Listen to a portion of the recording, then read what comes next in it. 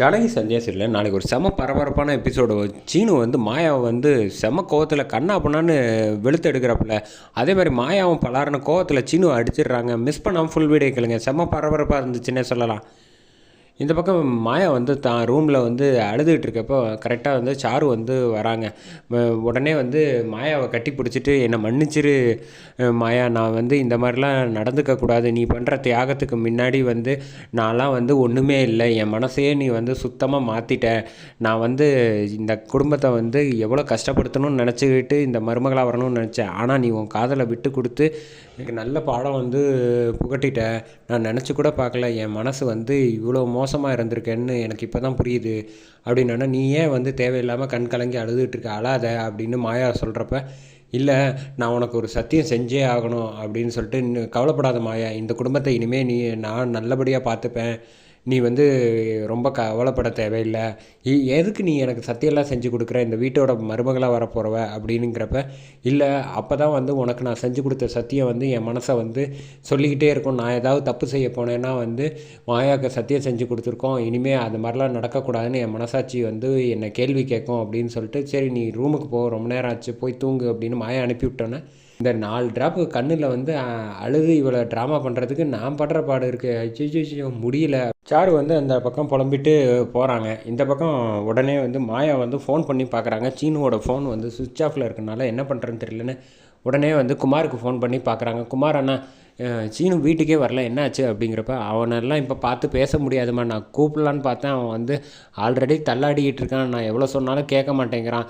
பின்ன என்னம்மா நீ இப்படி பண்ணுவேன்னு நான் நினச்சி கூட பார்க்கல. இதோட 2வது தடவை அவனை வந்து ஆசை காட்டி ஏமாற்றிட்டம்மா. நீ ஒவ்வொரு தடவையும் இப்படியே முடிவு பண்ணிக்கிட்டு இருந்தால் என்னம்மா அர்த்தம்? குடும்பம் முக்கியம்தான், அதோட உன்னை நம்பி வந்து அவன் ஆசைப்பட்டான்ல, அவன் மனசை வந்து இப்படி கஷ்டப்படுத்திட்டு அதனால தான் அவன் இப்படி இருக்கான் அப்படின்னோடனே, சரி நான் வந்து பார்க்குறேன் அப்படின்னு சொல்லிட்டு ஃபோனை வச்சுட்டு இந்த பக்கம் மாயா வராங்க. மாயா வந்தோடனே சீனு வந்து புலம்பிகிட்டு இருக்காங்க. ஏன் மாயா இப்படி பண்ணிட்ட, நானாக வந்து கல்யாணம் பண்ணி வைக்கோ அப்படின்னு சொன்னேன், நீயா வந்து கல்யாணம் பண்ணிக்கிறேன் அப்படின்னு சொன்னேன் 2 ட்ரிப்பும். இப்போ கடைசியில் கல்யாணம் பண்ணுற மண்டபத்துக்கு வரைக்கும் கோவிலுக்கு அழைச்சிட்டு வந்துட்டு இப்படி கடைசி நேரத்தில் இப்படி காலை வாரிட்டியே. நானாக வந்து என்னை லவ் பண்ணுறேன்னு சொன்னேன், நீயா தானே ஊருக்கு போகிறப்ப வந்து சொன்னேன். இப்போ கடைசியில் ஏன் இப்படி பண்ணிக்கிட்டு இருக்க அப்படின்னு புலம்பிக்கிட்டு இருக்காப்புல. கரெக்டாக மாயா வந்தோடனே கையில் இருக்க பாட்டிலை எடுத்து தட்டி விட்டுறாங்க. தட்டி விட்டு ஏன் இப்படி பண்ணிக்கிட்டு இருக்க அப்படின்னா, பின்ன என்ன பண்ண, என்னால் என்ன செய்ய முடியும், நானாக உன்னை விரும்பினேன், நீ தானே என்னை பிடிக்கலன்னு சொல்லிட்டேல்ல, அப்படியே ஊருக்கு போக வேண்டியதானே. அதை விட்டுட்டு மறுபடியும் ஊருக்கு வர்றப்ப நீ தானே என்கிட்ட சொன்ன, எக்காரணம் கொட்டும் நானே வேண்டான்னு சொன்னாலும் நீ என்னை விட்டுறவாத சீனு அப்படின்னு கெட்டியாக பிடிச்சிக்க அப்படின்னு சொன்னல. இப்போ நான் கெட்டியாக தான் உன்னை பிடிச்சிருக்கேன் மாயா, நீ தான் என்னை விட்டுட்டு வந்து விலைக்கு போகிற, இது என்ன நியாயம்? நீ வந்து இப்படி என்னை கஷ்டப்படுத்தலாமா சொல்லு? நான் வந்து உனக்காக என்றைக்குமே கடைசி வரைக்கும் என் மனசு வந்து ஒன்றை தான் நினச்சிக்கிட்டு இருக்கோம். நீ என்னடான்னா இப்படி பண்ணிட்டியே, ஏன் பண்ண சொல்லு அப்படிங்கிறப்ப, வேறு என்ன பண்ண சொல்கிறேன், எங்கள் அம்மா பண்ண தப்பை வந்து நான் மறுபடியும் பதிலுக்கு வந்து இந்த குடும்பத்துக்கு நான் கொடுக்குற ஐடியாவில் இல்லை. என்ன நினச்சிக்கிட்டு இருக்க, அவங்க பாவம் ரொம்ப ரொம்ப நொந்து போயிருக்காங்க, இதெல்லாம் எனக்கு முன்னாடியே தெரியாது, அதனால தான் இந்த மாதிரி அப்படின்னா, அப்போ நான் என்ன பண்ணுறது அப்படின்னு சொல்கிறவன், உனக்கு தான் சாரு இருக்கால்ல, நீ அவளை கல்யாணம் பண்ணிட்டு சந்தோஷமாக வாழணுன்னா நிறுத்து, தேவையில்லாமல் சாரு பற்றி பேசுகிறவளை நினச்சிக்காத. அது உன்னை மறக்க சொல்கிற உரிமை உனக்கு கிடையவே கிடையாது. ஏன் காதலி, ஏன் மாயா, என் மனசுக்குள்ளே கடைசி வரைக்கும் இருப்பா. அவளை வந்து மனசை விட்டு போகணுன்னு சொல்கிறதுக்கெல்லாம் வாய்ப்பே கிடையாது உனக்கு.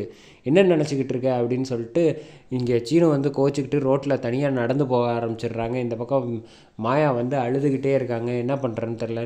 சரின்ட்டு வீட்டுக்கு இந்த பக்கம் வந்துடுறாங்க. வந்தோடனே ரகுராம் வந்து மாடியில் வந்து ஜானகி தனியாக இருக்கிறத பார்த்துட்டு போய் பேசுகிறாங்க. என்ன ஜானகி கண்ணெல்லாம் கலங்கியிருக்கு அப்படின்னா, அதெல்லாம் ஒன்றும் இல்லைங்க, என்ன ரொம்ப சந்தோஷமாக இருக்கியா? ஆமாங்க அப்படின்னா, நானும் நீ மாயாவை வந்து அழைச்சிட்டு வந்தப்போ ரொம்ப பயந்தேன். ஏன்னா இவளால் வந்து நம்ம குடும்பம் பாரம்பரியம் எல்லாம் வந்து பேரை கெடுத்து விட்டுருவாளோன்னு நான் நினச்சேன். ஆனால் கடைசியில் வந்து இவ தான் வந்து சிவராமனையும் சரி நம்ம குடும்ப கௌரவத்தையும் சரி காப்பாற்றி நிப்பாட்டிட்டா. அவன் மாயா வந்து இனிமேல் வந்து கிஷோர் மக கிடையாது, அது மட்டும் இல்லாமல் என்னோட மக. இனிமேல் இந்த குடும்பத்துக்காக வந்து பெரியப்பான கட்டி பிடிச்சி அழுதா தெரியுமா, அது என் கண்ணுக்குள்ளே இன்னமும் இருக்குது. நான் நினச்சி கூட பார்க்கலாம் மாயா இந்த மாதிரி செய்வான்னு. இத்தனைக்கும் அவங்க அப்பாவை வந்து எதிர்த்து இந்த பெரியப்பா தான் வேணும் அப்படின்னு சொல்லிட்டா பார்த்தியா. இந்த என் பொண்ணுக்கு வந்து நான் நல்லபடியாக கல்யாணம் பண்ணி வைப்பேன் அப்படின்னோடனே இங்கே ஜானகி வந்து சந்தோஷமாக சிரிக்கிறாங்க.